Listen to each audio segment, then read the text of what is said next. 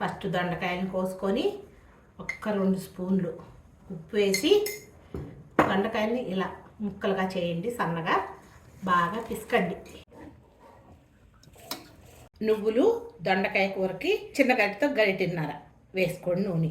ఒక ఎండుమిరపకాయ, ఆవాలు, జీలకర్ర, శనగపప్పు, కొంచెం మినప్పప్పు వేసుకొని ఒకసారి తిప్పండి. వేగింది కదా, తిరగమాత దొండకాయ ముక్కల్ని వేసేసి ఒకసారి తిప్పండి.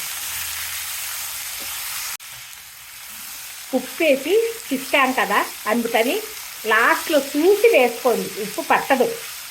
ఇలా వేసేసి మూత పెట్టేసేయండి, సిమ్ మీద పెట్టి. పక్కన కూర వేగుతుంది, మసాలా రెడీ చేసుకున్నాం. కొన్ని నువ్వులు, జీలకర్ర, ఎండుమిరపకాయలు వేసి కచ్చా పచ్చాగా పొడి చేసుకొని వస్తా. 4 వెల్లుల్లి రెబ్బలు కూడా వేయండి లాస్ట్లో, టేస్ట్ బాగుంటుంది. వేగుతూ ఉంది కదా, దగ్గరికి వచ్చేసింది కూర చూడండి. కొంచెం కరివేపాకు, కొంచెం పసుపు, అలాగే నూరి పెట్టుకున్న నువ్వుల పౌడర్ వేసేద్దాం. ఒకసారి తిప్పుకోండి. దీంట్లో మనం ఉప్పు వేసి పిసికాం కదా, ఈ టైంలో ఉప్పు చూసుకొని మీకు ఏదన్నా ఉప్పు తక్కువైతే వేసుకోండి. నాకైతే ఉప్పు సరిపోయింది, నేను అసలు ఉప్పు వేయలేదు. ఇంతేనమ్మా, దొండకాయ నువ్వుల కారం కూర రెడీ. టేస్టీగా ఉంటుంది, హెల్దీ రెసిపీ. ఒకసారి ట్రై చేసి చూడండి.